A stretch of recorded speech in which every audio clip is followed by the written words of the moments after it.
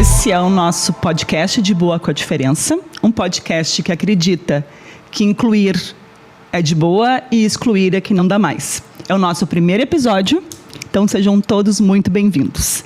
Eu sou a Carla, sou doutora em educação, sou pesquisadora dos processos inclusivos, acredito numa educação que acolhe e inclui de verdade. Eu me chamo Maria Ângela Posa, sou amiga da Carla, a gente criou essa idealização desse podcast, é um sonho para nós. Eu sou pós-doutora em educação, acredito muito nos processos inclusivos, sou pesquisadora e realizamos o nosso pós-doutorado juntas. Estamos aqui com uma convidada especial hoje. Aqui, Mari, a gente vai falar de inclusão com afeto, com respeito e com coragem. Coragem de mudar, coragem de construir conhecimento e de quebrar os preconceitos. E como a gente conversa muito sobre alguns pontos, um dos pontos que eu e a Carla conversamos é sobre a formação dos professores. É subsidiar todo um processo inteligente, competente, pensando na formação do sujeito. Esse podcast, ele nasce com uma parceria incrível, a Verbo Educacional. Por isso que estamos aqui agora, porque a Verbo pensa nos processos e pensa na sociedade. Pensando, então, em formação de professores, como boas professoras, não poderia faltar aquilo que a gente chama de 1 minuto de conhecimento. Um momento em que a gente traz também alguns conceitos científicos, teóricos, né, para embasar as nossas discussões. Então, a nossa convidada de hoje, ela tem vários artigos publicados, ela tem livros, e ela escreveu o seguinte num dos artigos dela. Ela disse assim: enquanto professores que atuam na sala de integração e recursos, estamos buscando construir pautas inclusivas e educacionais que valorizem a diversidade humana. Mas ainda somos muito influenciados por uma sociedade excludente e capacitista, sendo perceptível muitas vezes no espaço escolar a busca pela homogeneização das turmas, dos currículos e conteúdos. Ainda é preciso alinhar as propostas educacionais, bem como adequar o próprio ambiente escolar às suas especificidades e necessidades.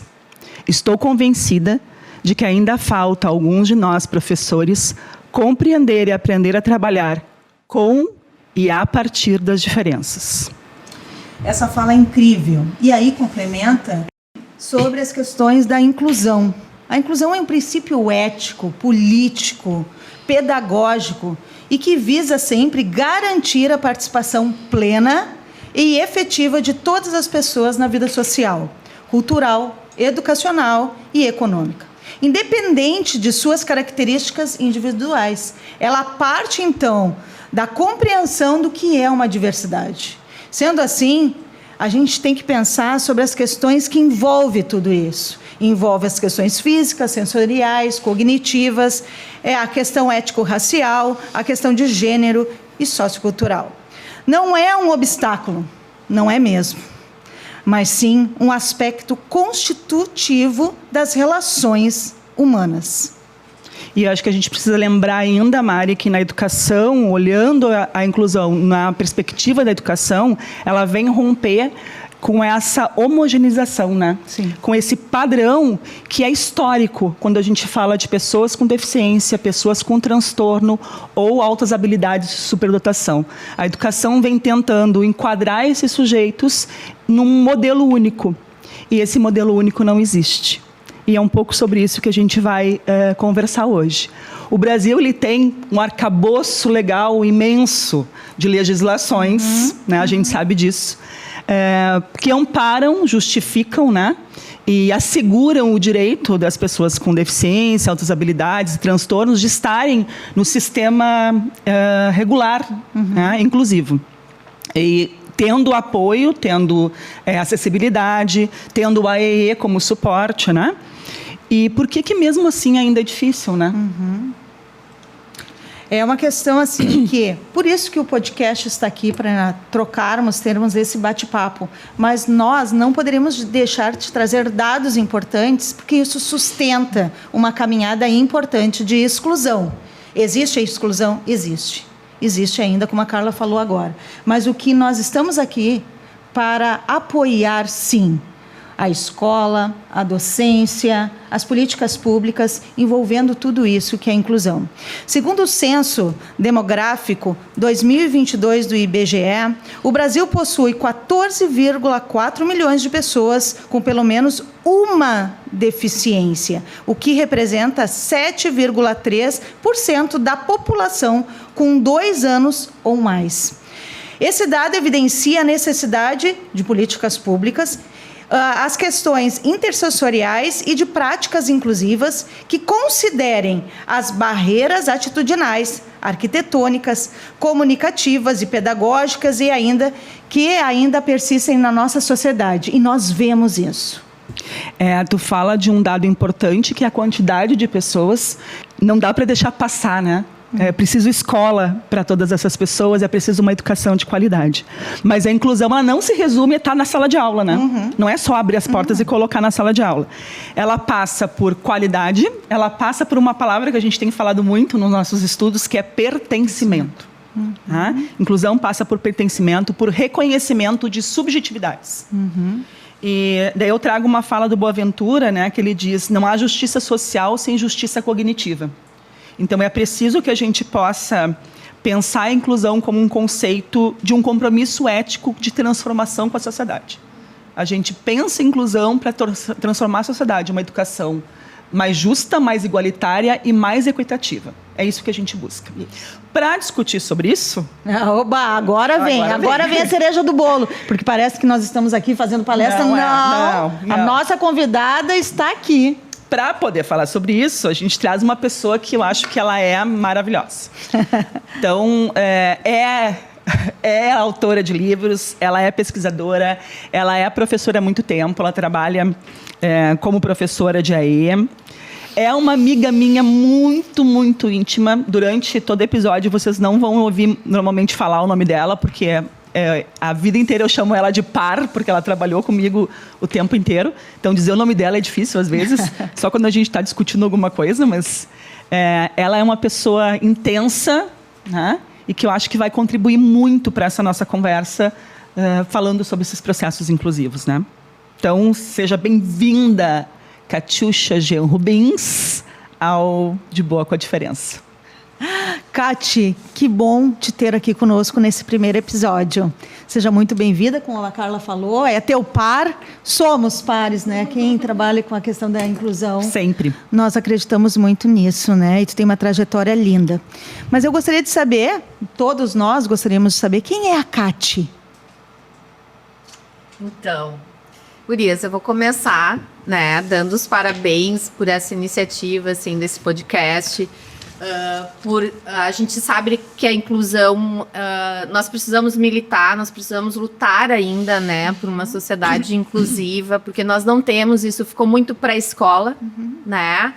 Então, vai ser de uma relevância muito grande, assim, esse podcast. Eu fico muito honrada e muito feliz de ser a primeira convidada de vocês. Nós mais ainda. Né? E aí vou falar um pouquinho quem é a Cati, né? A Cati é professora do CEMET Paulo Freire, né? Sou professora do AE. O que é o CEMET? Explica, que talvez as pessoas não conheçam. Centro Municipal de Educação dos Trabalhadores Paulo Freire. Né? Nós temos educação de jovens e adultos manhã, tarde e noite. Beleza. Eu sou professora do AE lá, né? Sou formada em educação especial, especialista em alfabetização, doutora em educação. E isso, né? Uma militante dos processos inclusivos, da inclusão, né? Do direito desse aluno estar na escola, ser visto, né? Não só por lei estar ali, né? Mas sim ter todos os seus direitos, sim estar aprendendo e sim se sentir pertencente a esse espaço educacional. Né? Perfeito. Vamos voltar para trás, Cati, pensar assim, ninguém nasce inclusivo, né? Como é que isso entra na tua vida? como é que aparece educação especial e educação inclusiva na vida da Kátia? E aí te constitui a profissional que tu é hoje. Desde a época do colégio, assim, a educação sempre foi algo que me encantou, né? Os professores sempre me encantaram e eu tenho um parente que tinha deficiência, né? E eu sempre via que ele tinha muito desejo de ir para a escola e não ia para a escola, né? Ele não tinha um espaço escolar para conviver e ele queria conviver com as pessoas. E eu não via pessoas com deficiência na minha escola, né? E aí eu comecei a pensar nisso, em poder aliar esse meu desejo de ser professora, né? Poder buscar, sim, que esses alunos pudessem estar, né, no espaço escolar. E aí eu fui em busca do curso da PUC, que era o único que tinha na época aqui em Porto Alegre, né, que era a graduação em educação especial. Não temos mais agora. Então, dinossauro extinção, tu sabe, né? Agora não tem mais. Agora se forma-se pedagoga, Sim. né? E aí eu fui em busca desse curso, que era pedagogia, educação especial, na época deficiência mental, né? E ali eu me encontrei, ali eu vi que eu estava no espaço, que eu acho que é isso, né? É a busca da inclusão, mas tu precisa ser um espaço de ciência, de técnica, né? Eu via muito a inclusão como algo assistencialista. A gente tinha uma escola especial assistencialista, né? Mas a gente precisa de técnica, a gente precisa de ciência, né? A gente precisa aprender para que esse sujeito realmente possa ser incluído no espaço escolar, né? Perfeito, perfeito. É uma caminhada longa, né? É uma caminhada longa, é uma caminhada difícil, né? É uma caminhada que a gente precisa lidar muito com as nossas frustrações, né? Que a gente precisa lidar com essa sociedade capacitista, porque nós temos uma sociedade capacitista, né? E lá no início, quando eu falei que a gente deixa muito para o espaço da escola, é isso, né? Porque a gente não tem pracinhas que pensam adaptadas, com deficiência, né? Nós não temos espaços culturais que pensam nesse sujeito com deficiência, né? A deficiência ela é vista ainda como algo que determina o sujeito e não algo que o caracteriza, né? Como uma característica desse sujeito, e sim como algo que o determina. Então, o olhar, muitas vezes, da família é esse, né? É como o deficiente, o autista, né? O Down. E nós não entendemos como uma característica. Uma subjetividade, talvez. Como uma subjetividade. Sim. Não, e a tua fala agora, pensando nisso tudo, a gente vive isso. Nós vivemos numa sociedade que ela faz acontecer dessa forma. A partir do momento que nós estacionamos num lugar, numa vaga, de pessoas com deficiente, e pensa, eu vou ali rapidinho. Não tem problema nenhum. Não tem problema, ninguém vai ver. Ninguém vai usar, ninguém vai usar. Né? Então, assim, ó, é muito grave essa situação. Ou, né, Mari, como a pessoa com deficiência ainda choca. Né? Eu me lembro de uma mãe que nos disse, eu e Carla fomos parceiras na escola especial, eu me lembro de uma mãe que me disse uma vez que era um aluno que não tinha uma dificuldade, né? Não precisava de um apoio muito importante. E eu perguntei para ela, por que tu não sai com ele? Né? Ela me disse, Kátia, eu não saio porque eu não suporto os olhares. Exato. E os olhares é um olhar de pena. E eu não tenho nem pena de mim, nem pena do meu filho. Né? Então, é isso, a gente ainda tem esse olhar, né, de pena, ainda tem esse olhar da não capacidade desse sujeito. Né? Não é só a escola, a gente precisa pensar em inserir esse sujeito no mercado de trabalho. Né? A gente precisa pensar que não vai usar uma vaga para pessoa com deficiência, mas ainda se tem muito isso, né? E eu acho que quando os pais chegam na escola, eles chegam na escola também muitas vezes, querem comparar o seu filho, que seu filho atinja tal nível igual ao outro, né? Porque é o desejo daquela padronização social que a gente tem. Tem essa força do padrão ainda, de ter que atingir um padrão para ter reconhecimento social. Exato. E eu acho que tu trouxe na tua fala duas palavras importantes aqui, que eu acho que a gente precisa falar sobre isso. Primeiro, a tua motivação de buscar a formação, né? E a Mari, ela estuda muito motivação, né? Nos estudos dela, que eu acho que isso faz uma diferença, assim, né? O quanto a gente se afeta pelos outros, né? Para buscar uma formação, para entender, né? Essa relação dessa pessoa no mundo. Eu acho que tu trouxe isso, né? Quando tu fala, eu tinha um parente que não tinha escola. Puxa, isso te afetou de alguma forma, né? E eu acho que esse é o primeiro ponto, né? Da gente pensar numa formação de professores, né? Da gente poder começar a costurar, né? A tecer essa outra formação de professores, não só técnica, mas que possa olhar para isso, né? O que motiva esse professor, né? Ele já olhou para isso? Mas tendo muito cuidado de que educação é amor, mas não é só amor. Exato, né? Exato. Quando a gente tem pensa até um ranço isso, quando tu junta essas duas palavras. Né? Quando a gente pensa isso, assim, a gente fala, né? E hoje não se fala mais, por exemplo, e daí vem das pessoas com deficiência. Eu não sou especial, né? Eu sou um ser humano. E a gente entender que não... Claro que o amor move tudo, move todas as profissões, o amor é motivação, né? A gente precisa disso. Mas a gente precisa, dentro da educação inclusiva, e é isso que as pessoas têm que entender, uma formação qualificada. Existe técnica, né? Eu tenho que saber como adaptar. Eu tenho que saber reconhecer as características da deficiência naquele sujeito para ver quais são os apoios que ele precisa, quais são as dificuldades que ele tem. Né? Então, e aí me incomoda porque eu vou muito nos espaços, faço formação e sempre diz, professora, eu tenho amor. Não resolve, tá? Que bom. Mas amor só não leva a nada. Exatamente. É que a gente precisa de qualificação. Não, e é bem aquela fala que você tem, né? Eu vou fazer pedagogia porque eu amo crianças. Não, só um pouquinho, né? Então, assim, tu trazendo tudo isso, nós gostaríamos de saber o que é inclusão de verdade para ti. Olha, eu acho que eu posso dizer de uma forma um pouco utópica, né? Porque eu acho que a gente ainda está muito... a gente está trilhando um caminho, já conseguimos avanços muito grandes, né? Mas eu acho que falta muito ainda para a gente ter uma inclusão efetiva dentro da escola, né? E eu vejo assim, no momento em que tu não vai mais questionar por que esse sujeito está ali, né? No momento em que tu vai estar preparado para trabalhar com esse sujeito, né? Que tu vai saber fazer atividade adaptada, que tu vai entender o momento de desregulação emocional dele, vai saber como agir nesse momento, né? É estar sempre estudando, estar sempre buscando, e a inclusão, ela necessita disso, né? A gente ainda ouve assim, é o aluno da professora do AE. Muito. Né? Não é da escola. Se tem essa fala, nós não temos uma inclusão efetiva, né? Responsável. No momento em que o professor, e aí eu penso assim, enquanto professora do AE, né? Eu preciso também estar disponível para esse colega.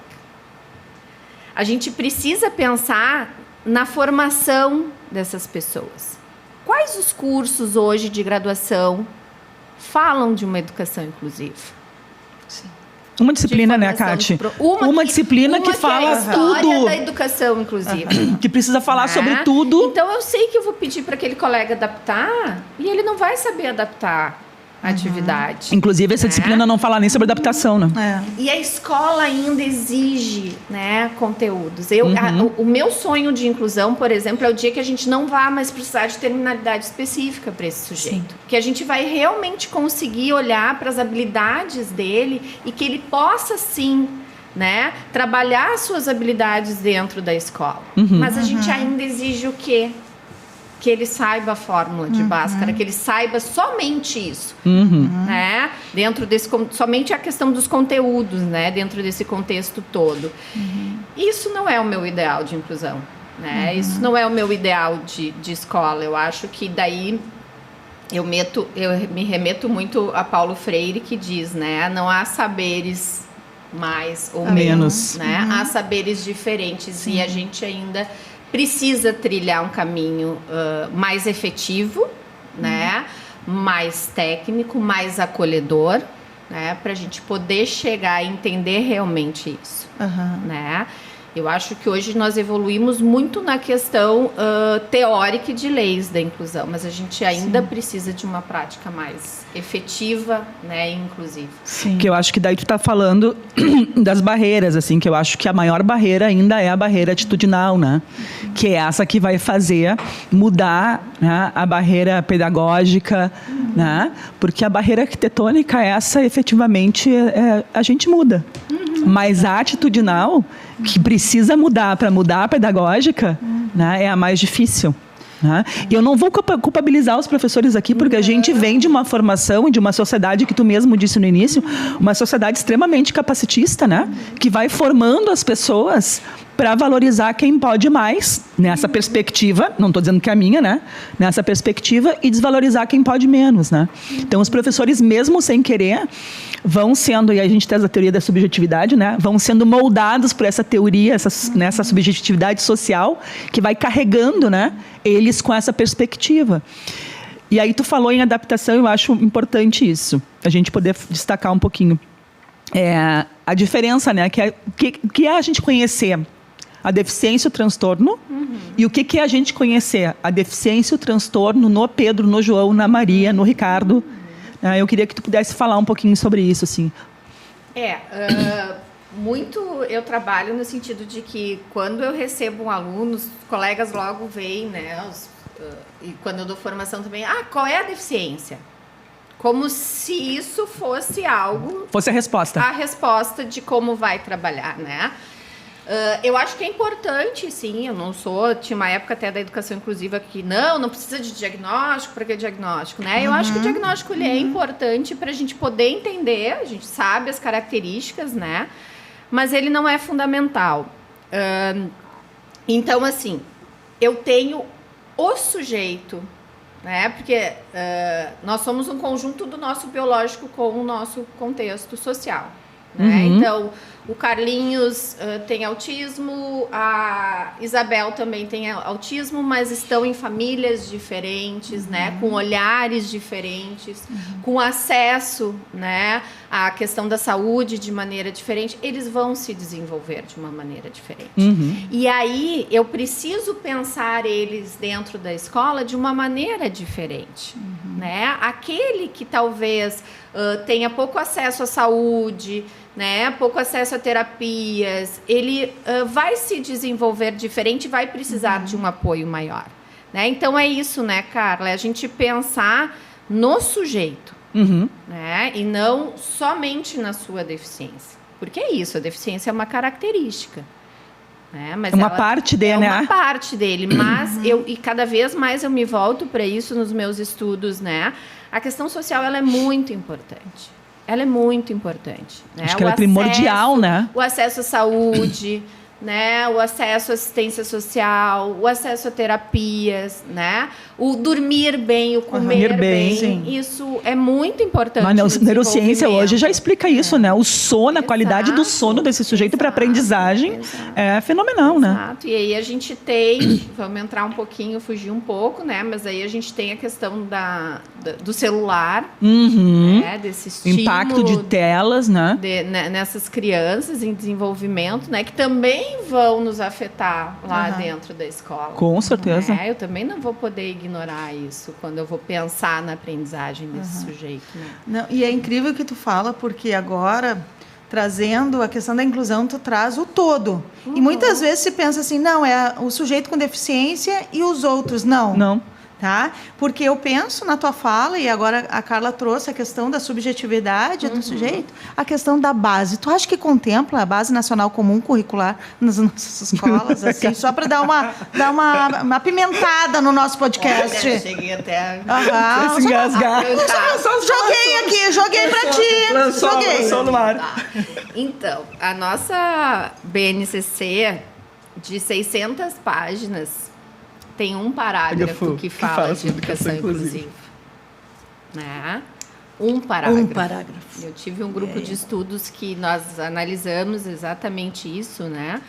A BNCC. E quando a BNCC fala, por exemplo, sobre alfabetização, ela não leva em conta a alfabetização em Libras e a alfabetização em Braille. Né? Então, não, ela não nos contempla. Né? Ela não contempla esse professor. Sim. Então, agora lá no espaço em que eu atuo, a gente sentou e conversou, pegou a partir das habilidades e competências da BNCC para a gente poder colocar dentro lá do nosso projeto, poder olhar para esse sujeito com deficiência. Porque é uma outra coisa, né? A gente, que é bem importante colocar. Quando se fala de inclusão, nos remete, nos espaços que eu vou e quando eu vou falar, muito a questão do autismo e da deficiência intelectual. Tá mais em voga, parece, né? Se for pensar numa educação realmente inclusiva, e aí aquela pergunta, né, que tu me fez, a gente tem que pensar nas pessoas com cegueira, né? Nas Na pessoas realidade, com surdez. a qualquer pessoa na margem, ideal? né? O que é o ideal da inclusão? É nós, os professores, serem formados, terem Libras. Segunda língua oficial do Brasil. Exatamente. A gente não tinha que estudar inglês ou espanhol. As pessoas com surdez, né? Exato. Eu não tenho impressora em braille na maioria das escolas. Então, a gente tem que pensar efetivamente o que é inclusão. Quantos alunos com cegueira, com baixa visão, com surdez eu tenho nas escolas? Então, eu não tenho realmente uma escola inclusiva. Né? A gente precisa pensar nisso, a gente precisa se preparar para isso. Por isso que eu digo que a gente está muito longe. E por isso que muitas vezes as pessoas com surdez não querem ir para a escola comum regular. Claro. Porque eles não vão ter Não lá tem sua algo língua que me respeitada, né? contemple, Exato. Então, é um caminho. E a BNCC não contempla isso. Quando eu tenho uma BNCC que na parte de alfabetização não leva em conta essas diversas e diferentes linguagens, eu não tenho uma BNCC inclusiva, né? Sim, sim. E agora tu traz esse estudo. Esse estudo, para nós aqui, é super importante, né? Por causa da pesquisa. Mas, trazendo um pouco desse teu lado afetivo e profissional, o que tu já aprendeu nessa tua caminhada inclusiva? Porque a inclusão, né? Ela vem de uma perspectiva da educação especial. Isso é importante dizer, né? Porque uma coisa que eu sempre falo é que vamos respeitar essa trajetória da educação especial, porque só está agora nos processos inclusivos porque nós temos profissionais como tu dentro da educação especial, a Carla, né? Então, assim, isso é importante falar. E aí a gente queria escutar um pouquinho desse teu aprendizado. Meu Deus, eu acho que eu continuo aprendendo muito, né? Eu aprendo muito, assim, acho que me tornei uma profissional de poder entender também, olhar para essa questão social, né? A partir dessa convivência com os meus alunos e as suas famílias, né? Porque a gente aprende a ser mais tolerante. Sim. A gente aprende a entender que, bom, muitas vezes eu planejei isso, mas meu aluno vai chegar com desregulação emocional porque está com fome. Então, eu vou ter que pegar esse meu planejamento, acolher esse sujeito, né? Então, a gente aprende muito se estiver disposta a aprender. Uma coisa é chegar lá, fazer o básico, né? Ah, não, eu tenho essa adaptação, hoje eu vou fazer isso. Hoje o fulano tem que responder essa atividade, né? E sem poder olhar para esse sujeito. Aí não acontece, né? E aí eu aprendo com as batalhas dessas mães, né? Que a gente tem 70% das mães são mães solos, mais de 70%, né? A gente vai falar sobre isso aqui também. Com deficiência. E eu aprendo, assim, a maneira como elas lutam, e o desejo delas não é lutar, né? Elas sempre falam isso, eu não quero ser vista como uma lutadora, como, né? Uma guerreira. E aí vocês vão ver isso aqui quando trouxerem as mães, né? Mas é um aprendizado de que a gente vai por uma educação especial, dentro de uma escola especial, sempre com um olhar de potência, apesar das pessoas sempre verem a escola especial como depósito, né? Isso já diz muito sobre qual é o olhar da deficiência, para essa escola inclusiva. E nós, enquanto professores de educação especial também, eu me lembro, quando eu ingressei, eu pensava, vou atuar em uma escola especial, né? E daí já começam os movimentos mais inclusivos, assim, as classes especiais dentro das escolas regulares. E aí a gente também, enquanto professor, tem que entender isso, que nós precisamos também ser mais inclusivos na escola comum. E é isso, entender. Lá, quando se começaram as salas de recursos no município de Porto Alegre, a gente tinha um entendimento de que era só pegar esse aluno e atender esse aluno individualmente, né? E agora a gente sabe que não, Nós somos responsáveis pelos processos inclusivos. Então, além de atender o aluno, eu preciso atender o meu colega. Eu preciso estar disposta, né, a fazer um plano de atendimento individualizado junto com o meu colega, que o meu plano possa ser suporte para o plano educacional individualizado dele. Né? Então, isso é uma aprendizagem também dentro dessa caminhada da educação especial na perspectiva da educação inclusiva. Né? E aí tem aquela frase que diz que a escola boa não é a escola que questiona, né, a presença do aluno com deficiência, e sim a sua ausência. Exato. E aí a gente ainda tem uma escola que questiona, e nós, enquanto educadores especiais, também precisamos olhar essa perspectiva, porque eu me lembro que muitas vezes eu pensava assim, gente, volta para a escola especial, porque aqui está muito difícil para ele, aqui não querem ele.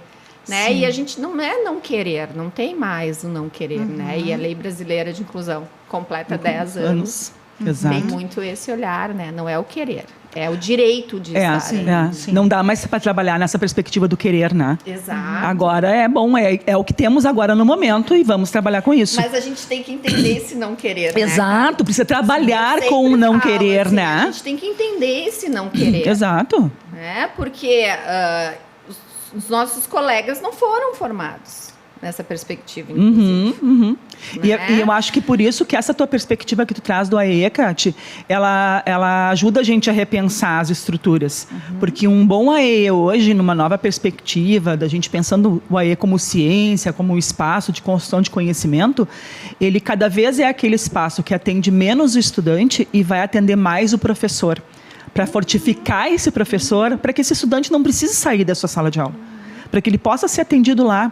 E isso é uma revirada epistemológica, porque demanda um trabalho extremamente colaborativo. Exatamente. Né? E também daí demanda eu me reformular enquanto professor de educação especial, me reconstruir, porque também foram formados muitos aí nos cursos de pós-graduação, também para atendimento mais clínico. Né? Mais individual. E não é esse o trabalho que potencializa os processos, né? O trabalho que potencializa os processos é o trabalho colaborativo. É estar junto, né? E outro fator importante, eu sempre digo para minhas alunas no pós, né? Que vocês precisam, nas formações que eu faço, vocês precisam entender qual é o momento da inclusão, né? Que está o espaço em que vocês atuam. Eu preciso fazer um diagnóstico desse espaço. Um estudo de caso, né? Porque eu sempre gosto de trazer para a educação. Um estudo de caso desse espaço que eu estou. Tem escolas que sim, que eu vou ter que fazer o entendimento com os colegas de que é direito.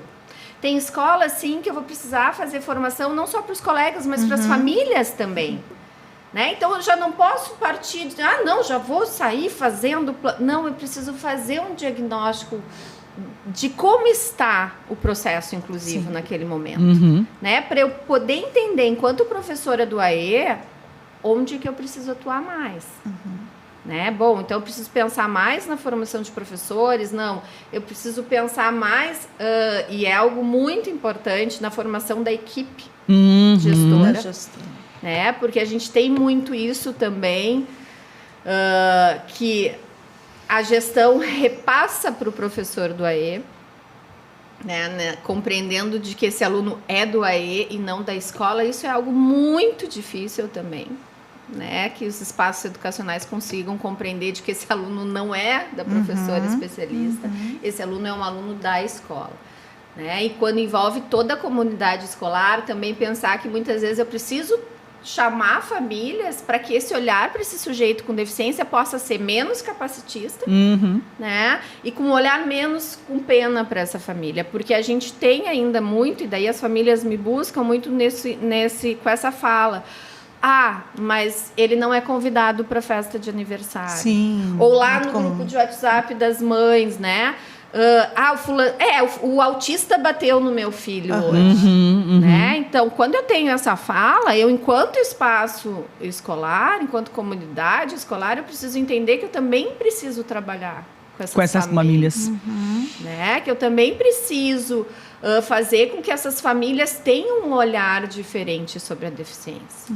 E eu me lembro ano passado, quando nós fizemos a Semana da Pessoa com Deficiência, nós levamos um colega que é professor no Instituto Federal e ele é uma pessoa com cegueira, né? E ele foi lá conversar com os alunos e um aluno levantou a mão e perguntou: "Tu é feliz?"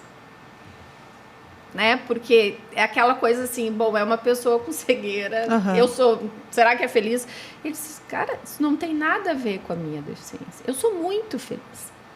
Eu sou infeliz quando eu sofro preconceito ou quando as pessoas me olham com um olhar, né, de que eu não sou capaz. Isso me deixa triste, mas não quer dizer que eu não seja feliz. Eu sou muito feliz." Então, é esse olhar que a gente tem sobre a deficiência ainda.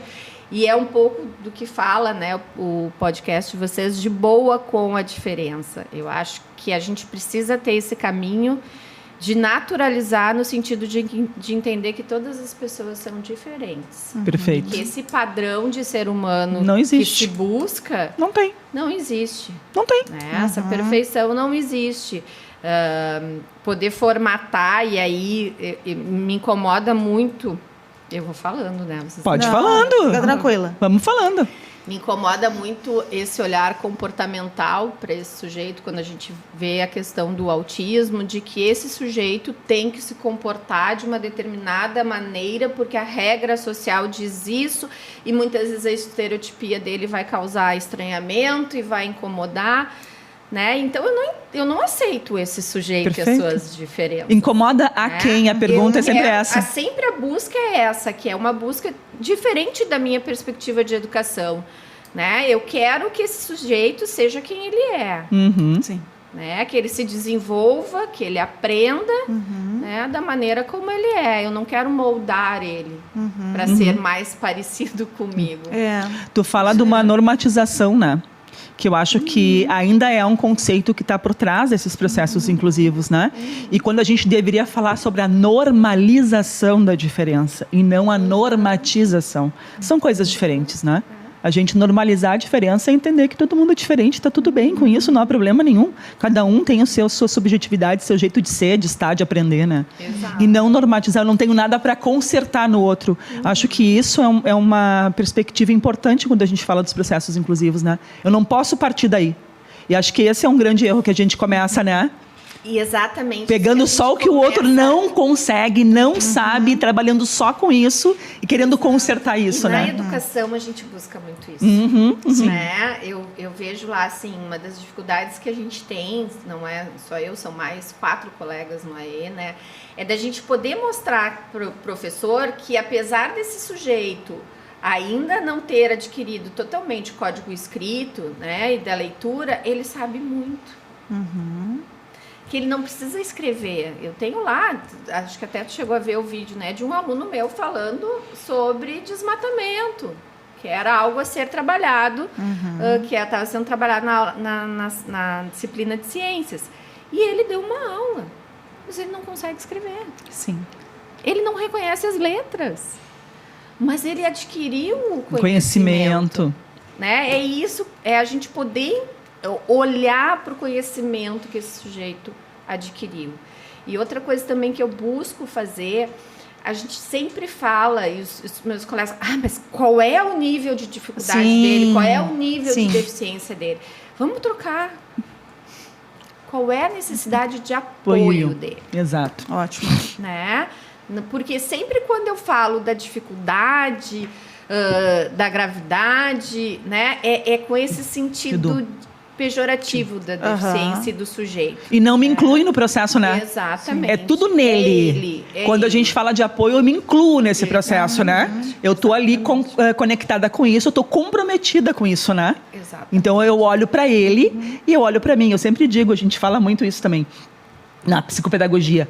Tem processos de aprendizagem e tem processos de ensinagem. E é uma estrada que ela anda junto. Né? Então a gente olha para o sujeito, mas a gente também olha para os nossos processos de ensinagem, né? Nessa perspectiva. Sim. E é uma coisa interessante agora tu falou nos processos de aprendizagem daquele sujeito, porque na pluridocência a gente pensa nisso, né? Porque ele falava da formação. Isso. Ideal, né? E tem uma coisa que Piaget fala sobre as estruturas, juntamente com Vygotsky, né, que é importante a gente trazer aqui, sobre a questão de conservar e não conservar. Isso me irrita um pouco, né? Então, assim, né? Tá, mas ele não conserva. Tá, não conserva o quê? Exato. O que tu queres, né? Exato. E aí tu fala nessa experiência, né? Então, assim, o sujeito com deficiência, principalmente a deficiência intelectual, ele pode ter 18 anos e te dar uma aula sobre essa questão de conservar, só que de uma outra forma, né? É a nossa sensibilidade de entender, né? Ou a questão da abstração, né? A Kate conta uma história, vou pedir para te contar aqui, Kate, de um estudante, porque é isso, né? A deficiência intelectual não abstrai. Muita dificuldade de abstração, é o que as pessoas dizem. Então, não vamos trabalhar com isso, fica lá pintando o Papai Noel, nem em época de Natal, o cara tá pintando o Papai Noel. Me dá um desgosto. Porque ele gosta, me dá um desgosto antipático disso. Mas a Kate tem uma história de um estudante dela, na pesquisa de doutorado dela, que lá do CEMET mesmo, onde ela fez o doutorado dela, né? Sobre acessibilidade. Conta, Kate, por favor, que acho que é um tapa na cara, assim. Isso até do meu doutorado é interessante contar, porque quando eu comecei o doutorado, e aí eu fiz o meu projeto, eu me lembro que o meu orientador na época disse, então tu vai entrevistar as famílias e os professores. Eu disse, não. Eu quero entrevistar o sujeito com deficiência intelectual adulto, né? E ele olhou e disse, não, mas acho que não, porque eles não vão te responder, porque não, mas eles não vão... E aí ficou naquilo, eu vou, não interessa quanto... E assim, claro, né, algumas entrevistas duraram 1 hora, outras duraram a manhã inteira, dependia do sujeito. Mas eu fiz isso porque eu preciso entender esse sujeito como um sujeito adulto. Se ele é um sujeito adulto, eu não vou entrevistar família nem professor. Claro. Né? E a minha pesquisa era voltada para a aprendizagem desse sujeito. E que a gente não tem, né? Não tem nenhum teórico de adultez que fale quem é a pessoa adulta com deficiência intelectual. Fica a dica aí, procurem a pesquisa da Kate, porque vale a pena ler. E daí, eu fui e consegui fazer com que eu entrevistasse os alunos. E aí, num dia, a gente falando e eu perguntando para ele assim, o que tu aprendeu? Né? E eles são sempre muito resistentes. Eles reativos, né? Não aprendizagem, né? Eles acham que eles não aprendem, que eles têm problema, que eles são doentes, né? E aí, eu disse, mas o que tu tá aprendendo agora? Sobre acessibilidade. E eu disse, acessibilidade, então me conta o que é acessibilidade. Não sei, professora. Não sei, eu não aprendo, eu sou doente da cabeça, eu não consigo aprender. Aí eu perguntei para ele, e o que tu acha que tá faltando na escola? E aí ele me olhou e responde, tá faltando banheiro adaptado, rampa, talvez um elevador, né?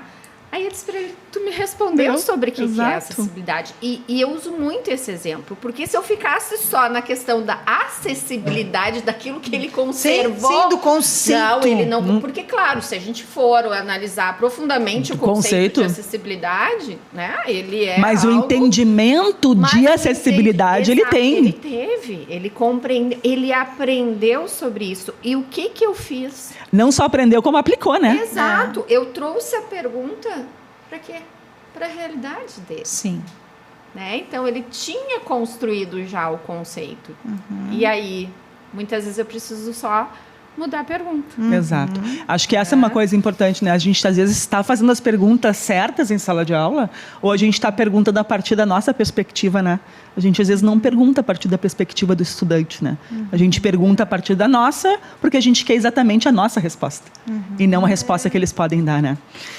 Kati, a maior dificuldade hoje para ti? Opa! Vamos falar daquilo que te atormenta. Deus. Tem que ser uma só. Não, pode ser o que tu quiser.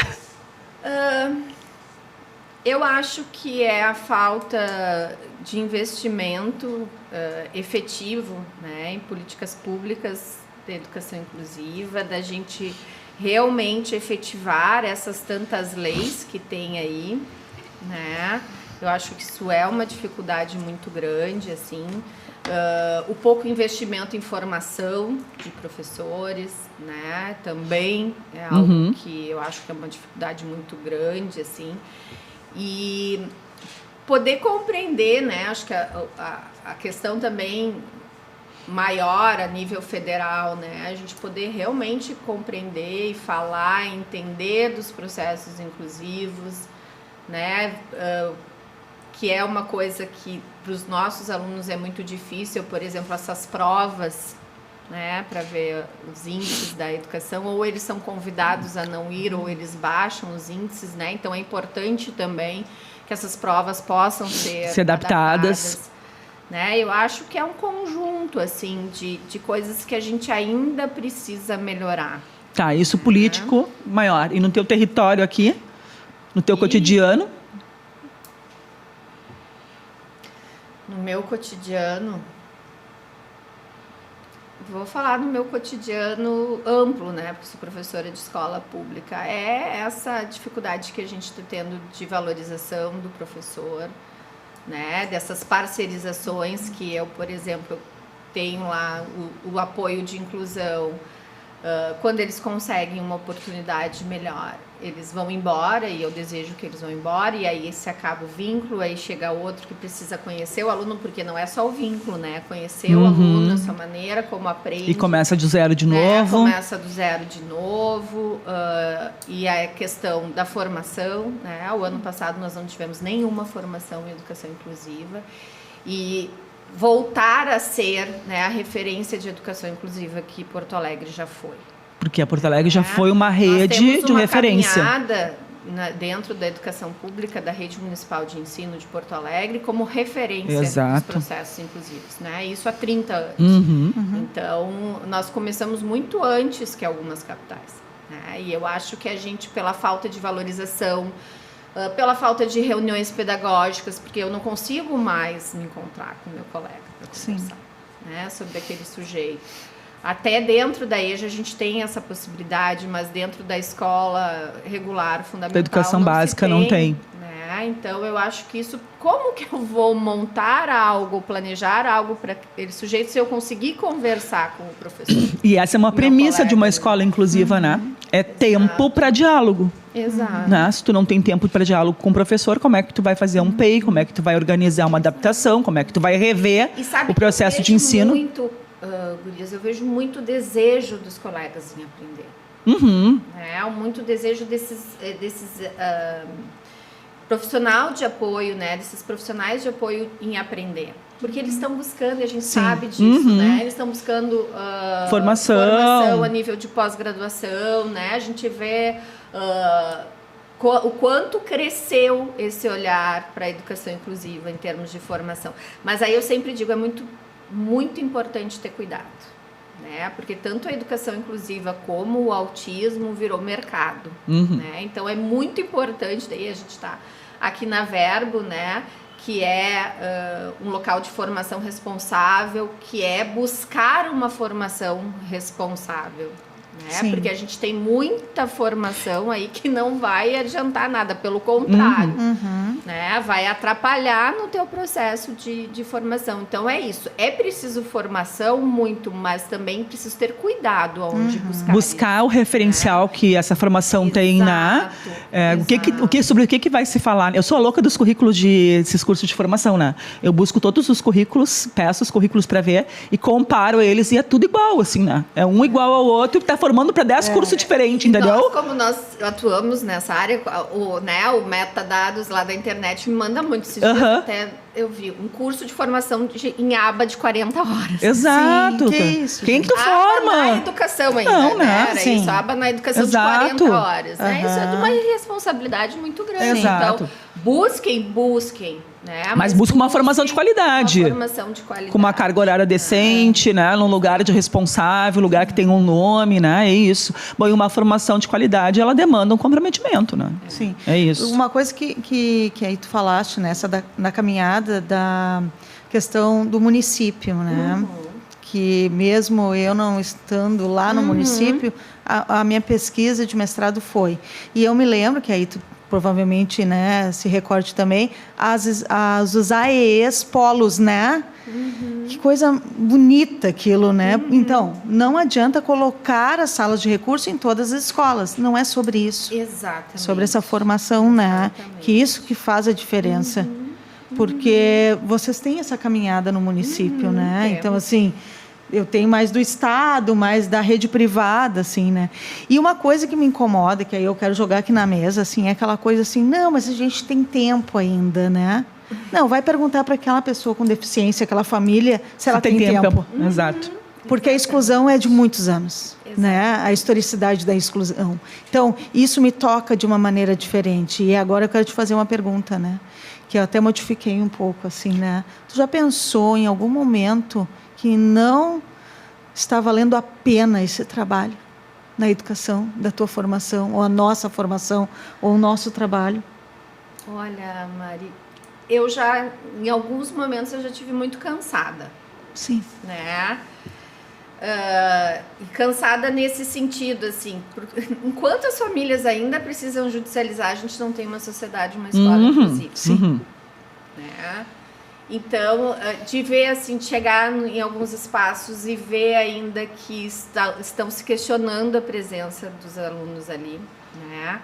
E aí eu entendo que para cada espaço é para cada sujeito, e eu sou professora de escola, fui professora de escola especial, né? Sou ainda uma defensora de escola especial, porque a gente não tem uma escola preparada para receber o sujeito que precisa de um apoio individual, Sim, né? ótimo. Contínuo e importante. Eu não tenho essa escola ainda. Deixa eu fazer um parênteses na tua fala aqui, só para a gente não perder a chance de falar sobre isso.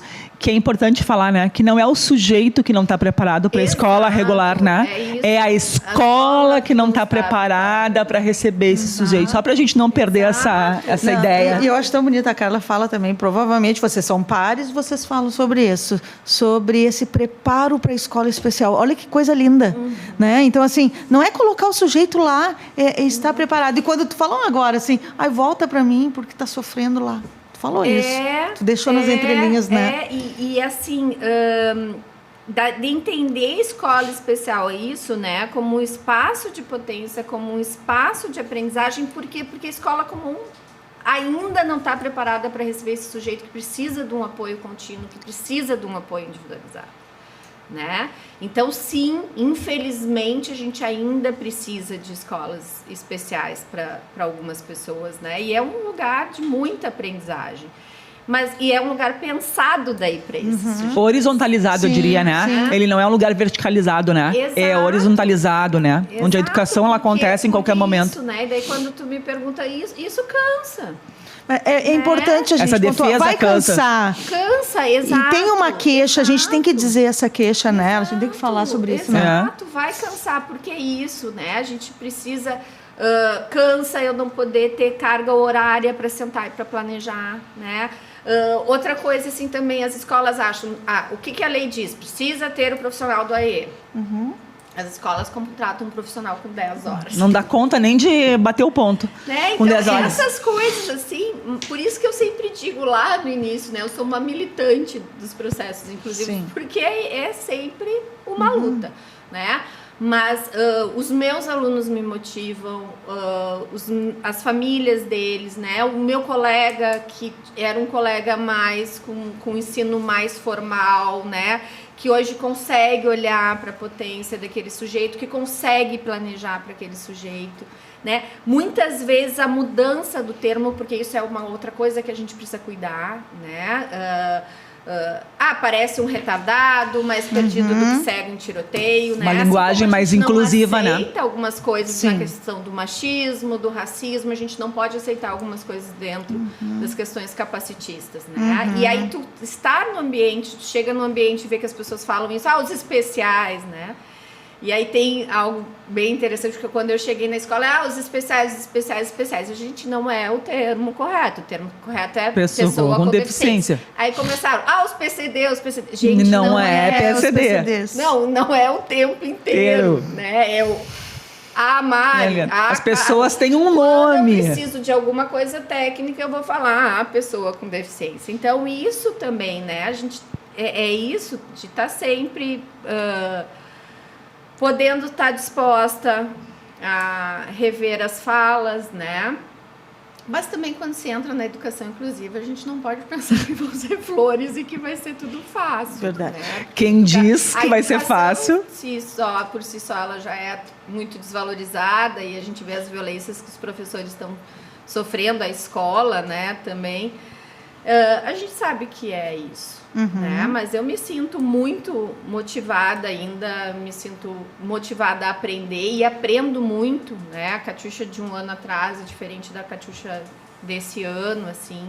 E essa aprendizagem é com alunos, é com colegas, né? É com teóricos, que a gente é importante isso, né? A gente, a prática ela é fundamental, mas a teoria também nos aponta caminhos, né? Então a gente precisa ir atrás das teorias. Que te sustenta. Que nos sustenta, né? Não, o que mais te sustenta? nos sustenta? O que te sustenta de pé, assim, para poder continuar? Tá aqui com a gente, tá aqui nesse esse momento. podcast, Além de mim, para. Não, além de mim, para. O que mais te sustenta? Poder estar, né? Acho que também tem isso, assim, de estar num espaço que proporcionou que vocês fizessem esse podcast, né? Que pensa na formação desses professores, né? Que tem essa questão da educação muito forte.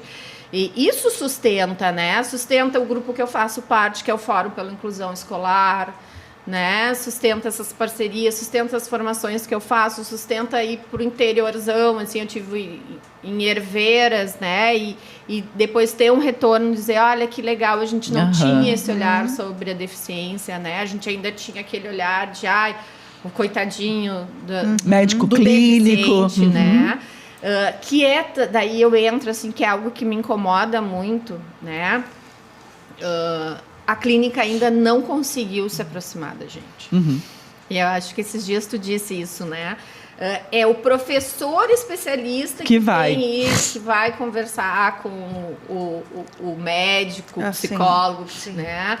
O terapeuta ocupacional, e não eles que vêm à escola. Né? A gente tem que também fazer esse, porque muitas vezes esses dias eu recebi um receituário dizendo fulano de tal apresenta tal transtorno, deficiência. Eles usam, né, a questão do CID-10, que é bem antiga também. Precisa ficar todos os dias 4 horas. Olha, quem define quem fica na escola, só para lembrar, é o professor, né? Família disse assim, olha só, assim como eu não dou o diagnóstico, como eu não olho a parte clínica do seu filho, né? Na escola, quem não diz? Não é o médico que vai determinar quanto tempo esse aluno vai ficar. E isso é uma coisa para a gente poder... E tem muito tempo para discutir isso, né? Essa coisa da medicalização da educação, né? Que eu bato muito e que eu tenho pesquisado muito. Que é essa invasão, né?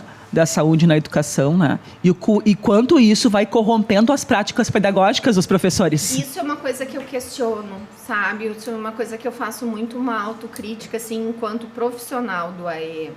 Nós deixamos isso acontecer. Claro que sim, claro que sim.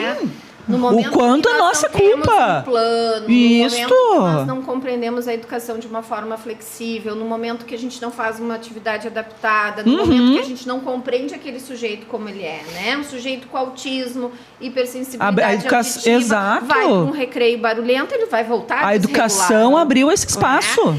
E aí, só que o que vai acontecer nisso? E aí é uma coisa que me incomoda no futuro. Nem vai ter mais adulto do que criança em sala. Né? Dentro dessa perspectiva clínica, e não vai dar não é o problema. Não é essa. Não é o número de adultos que vai resolver. Quem que vão culpabilizar? A gente já tem um movimento bem forte, assim, né? Da volta das classes especiais, né? Da ampliação das escolas especiais. Não é isso que a gente quer. Não é isso. É outro olhar, não né? É esse olhar clínico. Eu acho que a gente precisa retomar e reconstruir um outro caminho, né? Que é poder sentar, eu sempre te falo isso, né? A gente poder sentar para falar sobre os sujeitos, não dos sujeitos, porque também é diferente, né? Falar sobre processo, sobre desenvolvimento. Falar só do diagnóstico, que não nos avança. Com as diferentes áreas, né? E construir alternativas coletivas ali, mas seu espaço de trabalho, cada um atua da sua forma, né? Mas a gente ter esse espaço de diálogo importante aberto, né? Que precisa. E a gente precisa também, daí isso que vocês estavam falando um pouco antes, né? Desse trabalho coletivo, dessa parceria, né? As famílias entenderem que muitas vezes não é feito porque não se sabe fazer, e aí o professor não consegue dizer que não sabe fazer, né? Entendendo cada um no seu papel, assim, que poucos são os colegas hoje que questionam esse sujeito, mas muitos são os colegas que não sabem fazer. E aí eu acho que vem uma coisa da própria soberba da educação, assim, de não conseguir dizer, olha, não sei, eu preciso aprender, né? Que é a da profissão, né? Então acho que a gente tem que construir também uma humildade, né? Uma humildade teórica, humildade de formação, assim, né? De dizer, olha, neste momento eu não estou sabendo, mas espera um pouquinho que eu vou procurar aqui, eu vou aprender, né? Aquilo que a gente fala em formação, em palestra, né? Que a gente diz, não, olha, sobre isso eu não sei, mas me liga a semana que vem que eu já vou pesquisar, também, né? Assim, né? De poder acolher essas famílias, né? Essas Entender, famílias né? vivem nessa sociedade capacitista. Né? Muitas vezes elas chegam assim, colocando o pé na porta. Pô, Mas já caminharam tanto. quem tá com o pé na porta? Sim. Já andaram Já o mundo. tanto não, já desvalorizaram tanto o filho dela que ela já vai chegar colocando Óbvio. o pé na porta. Qualquer um chegaria. Então a gente entender isso, né? Acho que Acolher isso e saber de que maneira trabalhar. Isso é importante também, eu acho que a gente poder compreender, né, essas famílias e o tanto que já trilharam, assim, né? Não tem como a gente ter empatia no sentido de se colocar no lugar do outro, né? Acho que a gente tem que trabalhar também esse conceito de empatia de um outro jeito, né? A gente falava sobre isso semana passada, Sim, né, Mari? verdade. E empatia de tu entender, né? Tentar entender o percurso do outro. E essas famílias, elas já trilharam uma vida. Já tiveram milhões de situações, né? Vivem numa sociedade. Exato, que cobra e exige, exclui, né? Exclui. E que olha primeiro a deficiência. Exato, depois Sim. o sujeito. E será que a gente, no lugar delas, não faria igual? Sabe, eu sempre me questiono isso, assim. Então, eu jamais critico uma família ao ponto de, não sei, se no lugar dela eu não faria pior. Entendeu? Com certeza eu faria muito pior. Com certeza. Ô, Kati, a gente vai inaugurar contigo lá. Tudo a gente está inaugurando contigo, né? Céu, que medo. Tudo a gente está inaugurando contigo. Se der certo, beleza. Se deu errado, a gente tem que mudar. Corta. É o que a gente chamou de um quadro tá de boa, tá? Então, é um jogo rápido aqui de pergunta e resposta, tá? Eu preciso ser rápida também. No caso, a gente sabe que tu não é... Posso. É pra eu ser rápida. É, pra ser rápida, porque é vou tentar. pra vir o que Não vem é na meu mente, forte. né? Não Pra é vir o meu que forte. vem na mente. Vamos Vai lá, Mari. Ter um aluno com deficiência na sala significa fazer inclusão? Não. Não significa fazer inclusão. Por quê? Ah, bom, então vai ser rápido. Sim, Não, mas é rápido, mas É rápido, fala. mas agora a gente quer saber por quê. Não, porque preciso, né, ter conhecimento sobre esse aluno, eu preciso pensar atividades adaptadas para esse aluno, eu preciso pensar num currículo mais flexível, eu preciso pensar de que maneira eu vou fazer com que esse aluno sinta-se pertencente a esse espaço, né, que ele não seja visto como coitadinho da sala. Então, não é só ter um aluno em sala. Perfeito. O que mais te irrita quando falam de inclusão? As pessoas que não sabem. As pessoas que, As pessoas que acham que tem, né? E a gente tem isso muito na educação. Quem não é da educação sempre tem um pitaco para falar sobre educação, sim. né? Então, essas pessoas que não têm o conhecimento sobre inclusão, falando sobre inclusão, me irrita bastante. Então, um desgosto antipático coletivo. Complete a frase agora, né? Escola inclusiva é aquela que... É aquela que ainda nós não conseguimos. Forte, é isso aí. Eu dou risada, mas é triste. Escola inclusiva... Eu acho que a gente tem muita escola trilhando esse caminho, tá? Não vou ser injusta. Tá. A gente tem muita escola olhando para esse sujeito, investindo na capacitação docente, né? Acolhendo as famílias. Temos muita ainda. Né? Mas aquilo que eu falei antes, o ideal é a gente ter alunos com cegueira, alunos com surdez dentro da escola, e aí a gente não tem ainda esta escola. Né? Eu acho que a gente está construindo a escola inclusiva. E será que a gente vai poder dizer um dia que a gente tem uma escola completamente inclusiva? Tomara, eu acho que isso tem que nos mover, né, Carla? Pode ser algo utópico, mas é isso que me move. Né? Assim como a gente não tem uma sociedade inclusiva, que é algo que nos move, né? A gente também precisa ter esse desejo. Eu tenho o desejo de que a gente tenha. Porque eu sempre... Só um parênteses agora. A minha mania de ficar pensando. Porque eu sempre fico pensando que se a gente diz, eu sou uma escola completamente inclusiva, eu paro. Claro. E daí não faço mais nada. Sabe? Ou aquele, eu já não fiz tudo já fiz por esse tudo. aluno, agora Isso, o espaço dele não é mais aqui, né? Aí eu disse, ok, me sinto tudo. Isso. E a gente vê que não foi feito. Então, talvez eu sempre procuro dizer, não, inclusão para mim sempre é um processo, porque eu sou uma hoje e amanhã eu vou ser outro. E no próximo ano meu aluno é outro. Isso que a gente usa né? o tema Isso, agora, processo. Né? Processo então, acho que talvez isso sempre coloca a ideia de que a gente pode melhorar. Exato. Amanhã eu posso fazer diferente. Né? Então, acho que isso me dá um certo alívio, tu entendeu? Hoje foi ruim, pode ser que amanhã possa ser melhor. Né? Se a gente tem uma sociedade mais inclusiva, a gente vai ter uma escola mais inclusiva. Né? Uma prática escolar que te surpreendeu, assim, positivamente? Meu Deus, são tantas, sabe? Eu tenho me surpreendido muito, assim, porque eu já passei por vários espaços, né? E no espaço que eu estou atualmente, eu tenho me surpreendido muito com as práticas inclusivas dos meus colegas, né? Para esse olhar, para a potência desse sujeito, por essa de me buscar, Kátia, eu estou fazendo assim, será que está adaptado, né? Será que ele vai conseguir? Isso me dá uma alegria muito grande. Eu não poderia falar só de uma prática, né? São vários os meus colegas que estão buscando isso, até porque a EJA ela é por si só inclusiva, né? Mas a gente tem agora uma EJA inclusiva pensando na aprendizagem das pessoas com deficiência e não só na sua questão social, né? Isso me encanta. Aqui entre nós só, eu vou dizer que essa não tá entre nós só, mas que essa tua caminhada no CEMED te trouxe de novo um brilho no olho que eu não via há muito tempo. Mas foi onde, né? Porque assim, isso é importante. A gente, quando faz uma pesquisa de mestrado e doutorado, eu acho que isso tem que ter uma relevância social, né? Sim. E lá atrás, 10 anos, quando eu fiz a minha pesquisa de mestrado e doutorado lá, eu apontei algumas coisas dentro dessa pesquisa. Que são coisas que agora eu estou conseguindo, né? Que lá mobilizar, sabe? E agora a gente está conseguindo, então isso, né, te faz bem, é algo motivador. Eu te disse quando tu foi pro CEMED que essa é a melhor mudança na tua vida. Eu morro de saudade do Luciano. Eu sei que tu morre, também tenho.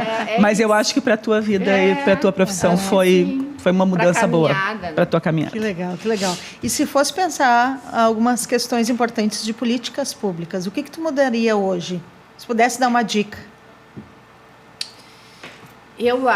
Além da gente poder efetivar, né, e nós estávamos conversando ali antes, existem muitas leis, muitos decretos, muitas resoluções, né, um pouco parecidas, e que a gente pudesse fazer realmente com que elas acontecessem na prática. Né? Por exemplo, Porto Alegre tem que destinar 25% da verba geral em educação inclusiva.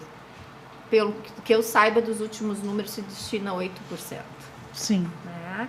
Então, as políticas públicas, elas existem. A gente tem que começar a efetivar em termos de formação, né? Em questão também arquitetônica de acessibilidade dos espaços escolares, né? Quem é esse profissional de apoio também, isso é muito importante. Sim. Ótimo. Que palavra define melhor para ti inclusão, Kátia? Eu acho que... Pode ser duas? Pode. Sim, porque todo mundo é flexível. Sim. Eu acho que responsabilidade e acolhimento. Acho que... Gosto. Define, assim. Pertencimento também, né? Protagonismo. Tá, então são um monte. Já tá escrevendo um artigo. Já aumentou. Né? Sem padrões, vamos né? Furar a bola. Tá. Vamos furar a bola. E uma atitude. Quer falar? Quer comentar? Não.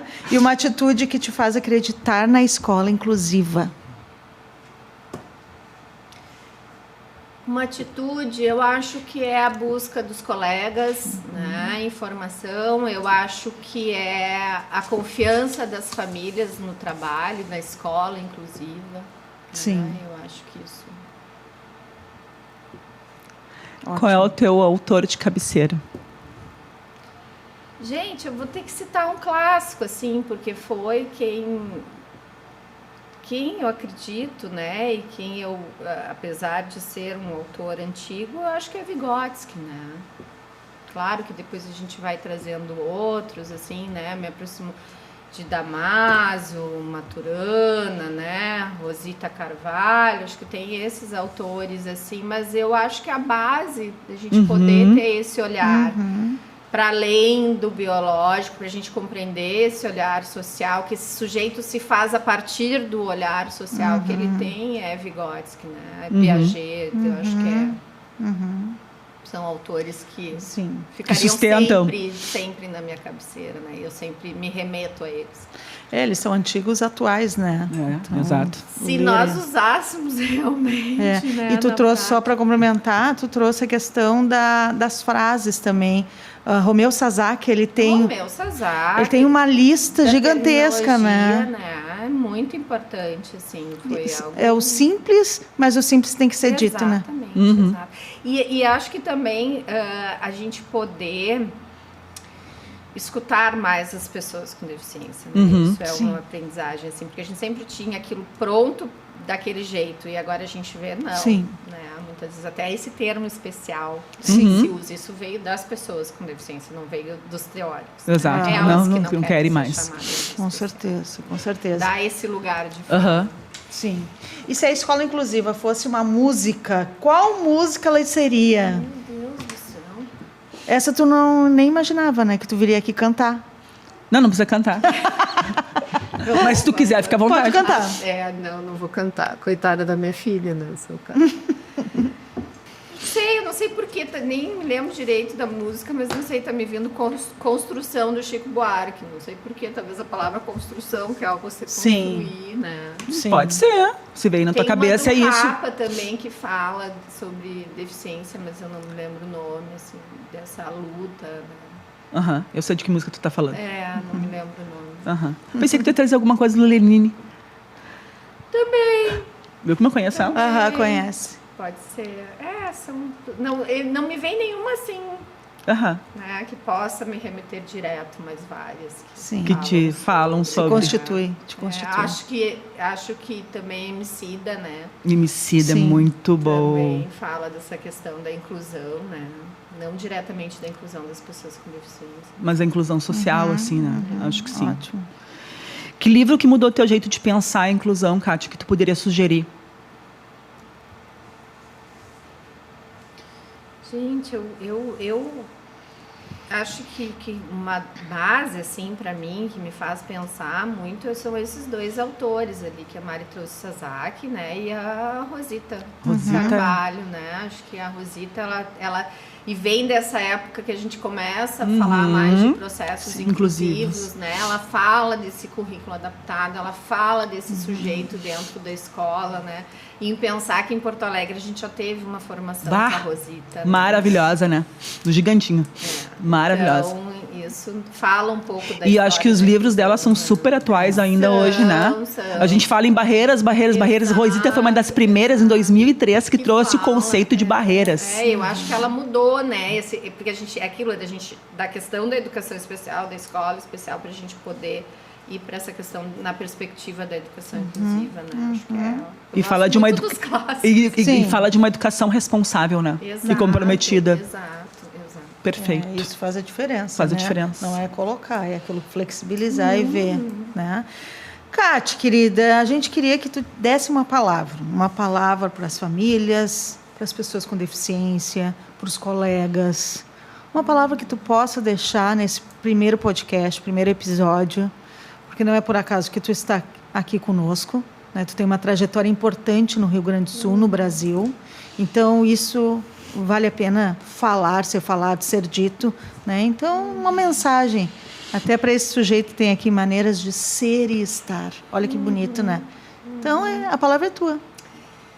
Então, eu acho que a gente precisa, né, sonhar com esse mundo mais inclusivo, mais justo, né? Que a gente precisa olhar para a deficiência não como algo que define, né, mas como uma característica desse ser humano, que nós somos parceiras nessa caminhada, né? Acho que nós três aqui nessa luta, assim, e não desistir, né? Não desistir de olhar para o potencial desse filho, né? Entender, sim, a sua deficiência, mas saber que ele é muito mais que essa deficiência, né? E que na busca dessa sociedade mais inclusiva, dessa escola mais inclusiva, que olhe mais para as habilidades e potencialidades do que para as dificuldades, né? Sim, a gente perceber as dificuldades, Sim. mas que olhe mais para que esse sujeito possa, né, ser protagonista da sua história. Assim, é isso que eu desejo. Sim, perfeito, perfeito. A gente só tem que te agradecer, assim, de tu ter aceitado esse desafio, né, esse convite, que a gente não te disse nada, não te explicou nada, a gente só te chamou, né, te joga na fogueira. Os próximos. Mas eu desejo, né, muito sucesso, assim, que bom que vocês existem, que bom que vocês tiveram um espaço, né, que acolheu esse sonho, um espaço sério, né, que acolheu, assim, esse sonho de vocês. Eu sei o quanto vocês também, né, são militantes, também são teóricas, né, porque vocês também são minhas referências, assim. Então é muito bom estar aqui com vocês, é uma honra ter sido a primeira convidada. Sucesso! Começamos com o pé direito, assim. Mas a gente não vai terminar antes de... Não pode, né? Não. É um podcast que fala sobre inclusão, que fala sobre ciência. A gente tem que ser, como boas professoras todas, né? Sempre fazer algumas indicações. Então, a gente tem uma combinação de, no final, sempre fazer uma indicação de uma leitura. E hoje, a gente aproveitar que a Kati está aqui. A gente vai indicar, então, este livro, né? Transtorno do espectro autista... Enlaces pelo olhar do afeto, ser e viver, que é uma construção coletiva, minha e da minha par, né? Somos organizadoras desse livro, junto com a Patrícia Machado Cruz, que também é colega.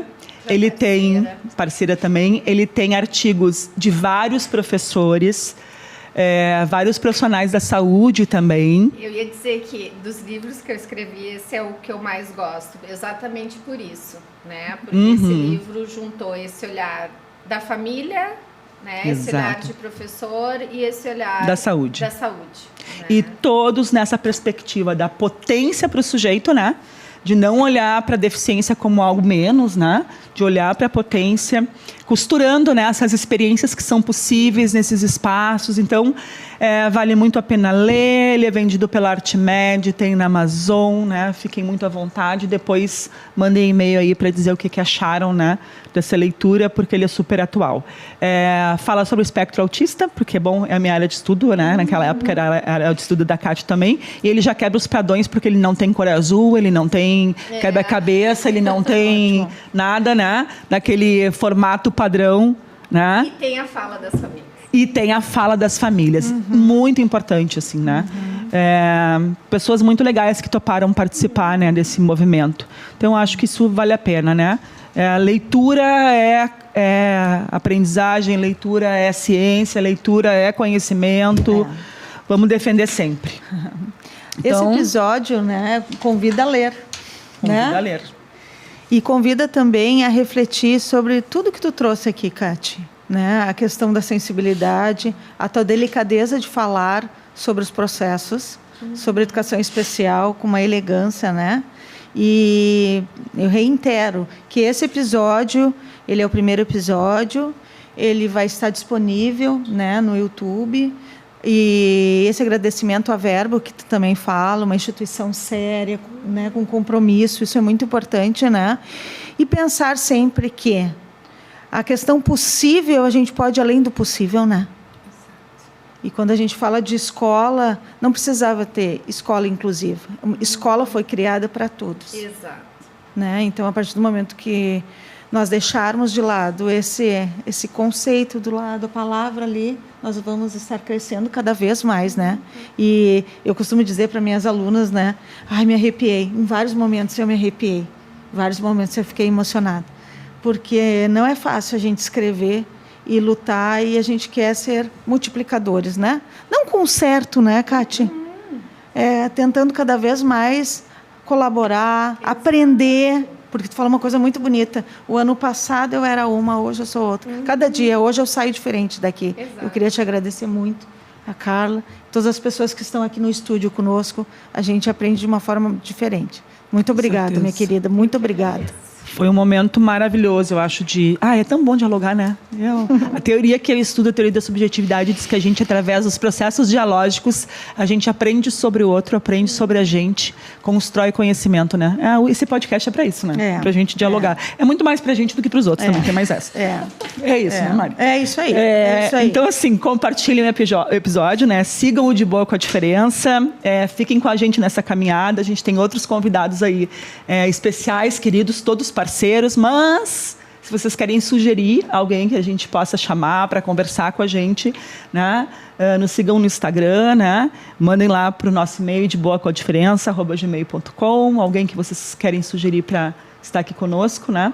E a gente vai se encontrando aí a cada 15 dias, por enquanto, talvez um dia a cada semana, não se sabe. E talvez ao vivo talvez também. Ao vivo um dia, por aí. É um projeto que está se construindo e a gente vai construindo ao caminhar, né? A gente vai aprendendo dia a dia. E o próximo episódio nós vamos falar sobre inclusão e família. Então acompanhe as nossas redes sociais, como a Carla falou, e nós trouxemos bastante a família aqui, né? Para nós é um ponto-chave importante, assim como os professores, porque somos professoras, então nós acreditamos muito na educação. Então nos acompanhem. É um prazer estar aqui com todos vocês. Valeu, obrigada, Cati. Ai, meu amor, obrigada. Obrigada, minha linda.